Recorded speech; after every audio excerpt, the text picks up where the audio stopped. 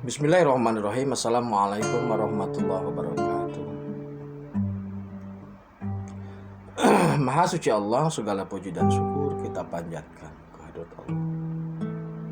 Semoga kita selalu dalam bimbingan rahmat dan ridha Allah Subhanahu wa taala.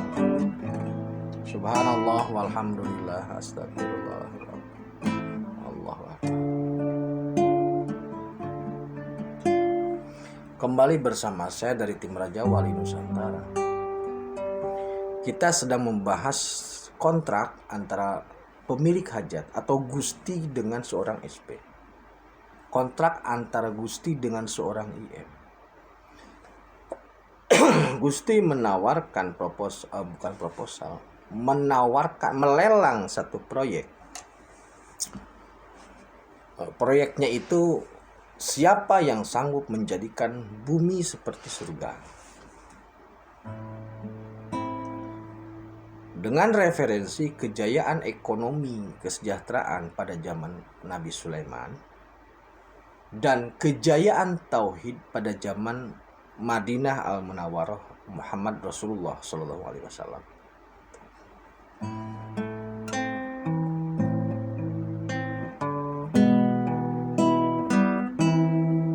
Maka kemudian seorang SP atau seorang IM mengajukan proposal. Oke, saya sanggup, tapi saya minta tidak boleh ada yang berani membaca dokumen tanpa hak, berani membuka sesuatu yang bukan haknya, dan jangan ada yang berani memiliki kalau dia bukan haknya. La ikra illa bil haq, la ifta illa bil haq, la malik illa bil haq.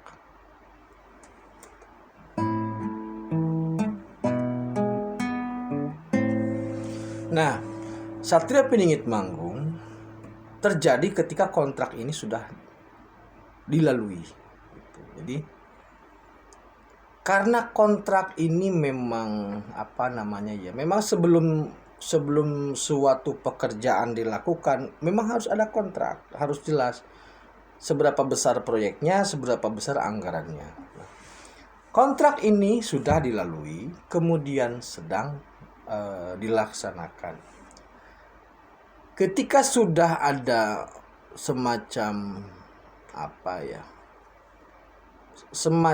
peluru lah, atau bukan peluru bahasanya. Ketika sudah ada amunisi, sebagai bentuk fase atau sebagai bentuk pembayaran term lah. Kalau kontrak kan ada pembayaran bertahap gitu ya. Nah, itu sudah dilaksanakan atau sudah terjadi, maka secara otomatis pagelaran itu dimulai sesuai dengan fasenya. Gitu. Kalau kita analogikan ke pola yang sederhana, seandainya umpamanya acara 3 hari lagi, maka biasanya kalau panggung-panggung besar itu sudah dimulai disiapkan. Panggungnya, besinya itu sudah mulai dipasang, ditata ulang. Karena panggung besar ini akan melibatkan banyak orang, maka harus dibuat sekokoh mungkin, jangan sampai pagelaran ambruk di tengah acara gitu loh.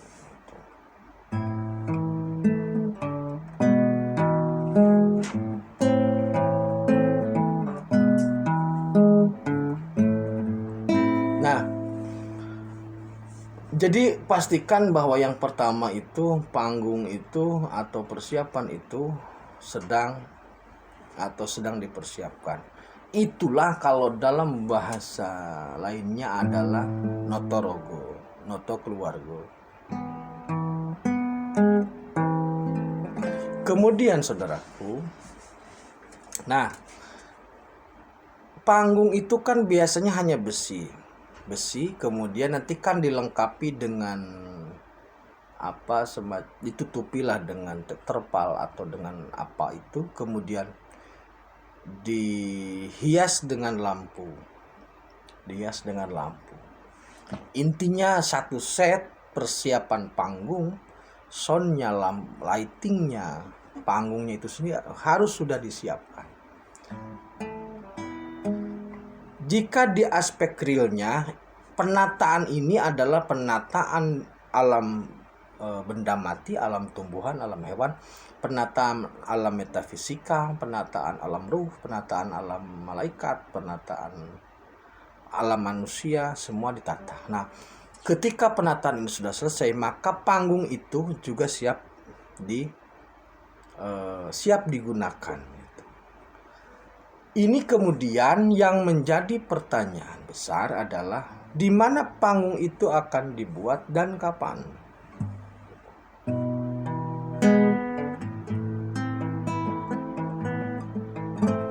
Nah, panggung ini memang dibuat sangat indah, sangat megah. Kalau di acara kita mah kayak Liga Dangdut lah begitu, indah, ramai, bercahaya. Jadi suara yang atau sistem tata suara atau sound system yang dibuat itu pun harus enak didengar supaya tidak fals. Kemudian tata cahaya juga, sistem lighting sistemnya itu juga harus bagus supaya mendukung perform gitu. Jadi ini memang didesain seindah mungkin, sedetail mungkin oleh Gusti Yang Maha Suci. Tidak sembarangan, desainernya langsung desainer Gusti Yang Maha Suci.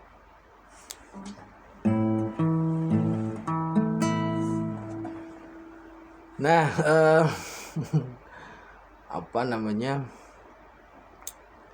ini kan momentum manggung ini memang ditunggu ya. Momentum manggung ini memang ditunggu.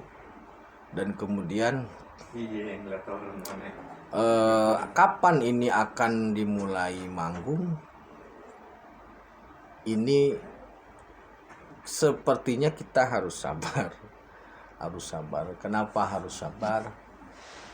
Karena ada dua hal ya, di mana dan kapan. Di mana dan kapan. Kalau di mana mungkin saya bisa ngasih gambaran ya di kita. Karena seorang SP atau seorang IM itu memang dari sini, dari Nusantara, maka panggungnya ya di sini. Waktunya, nah kalau waktu itu nanti seiring waktu aja. Waktu itu harus diiringi waktu.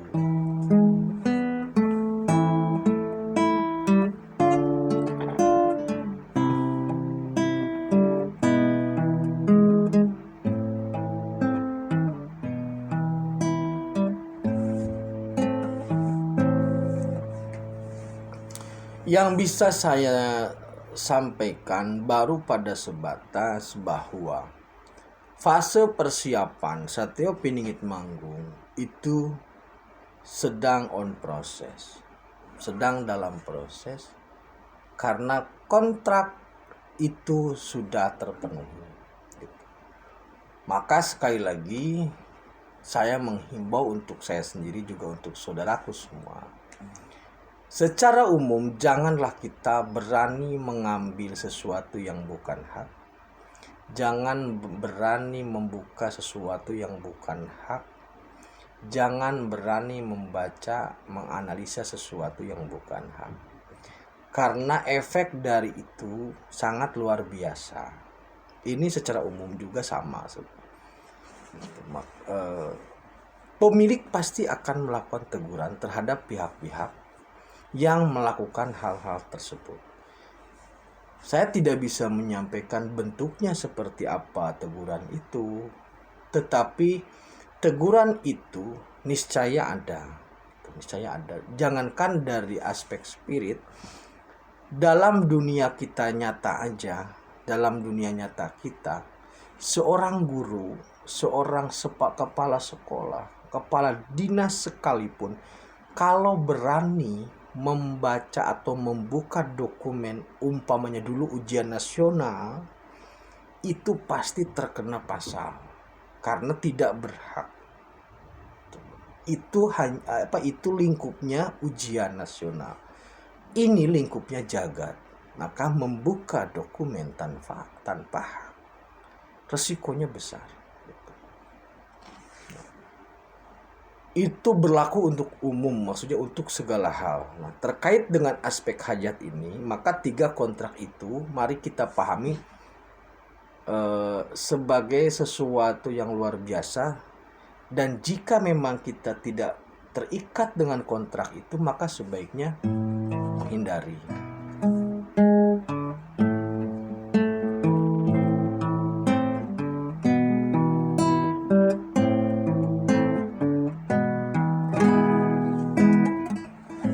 Begitu saudaraku ya. Membicarakan Satria Piningit itu memang satu sisi membosankan, sisi lain juga menarik gitulah. Sisi lain menarik, sisi lain membosankan, sisi lain jenuh, sisi lain segala macam. Tetapi pada prinsipnya harapan itu harus tetap dijaga sebagai suatu power untuk kita. Karena kalau kita sudah kehilangan harapan, ya sudah seperti mobil kehilangan bensin, kehabisan bensin. Jadi harapan itu mari kita rawat, tetapi dengan cara-cara yang benar supaya tidak tersesat gitu. Jadi harapannya yang benar diisi dengan apa supaya kita tidak tersesat. Demikian saudaraku. Nanti insya Allah lain waktu kita sambung lagi. Satria Piningit Manggung ini suatu keniscayaan. Tinggal di mana dan kapan momentumnya. Di mana di Nusantara sudah bisa dijawab. Kapan momentumnya masih seiring waktu. Bagaimana persiapannya? Persiapannya pada penataan panggungnya. Bagaimana kontraknya? Kontraknya sudah terjadi. Demikian, terima kasih. Tetap tingkatkan iman dan amal soleh. Akhirul kalam. Assalamualaikum warahmatullahi wabarakatuh.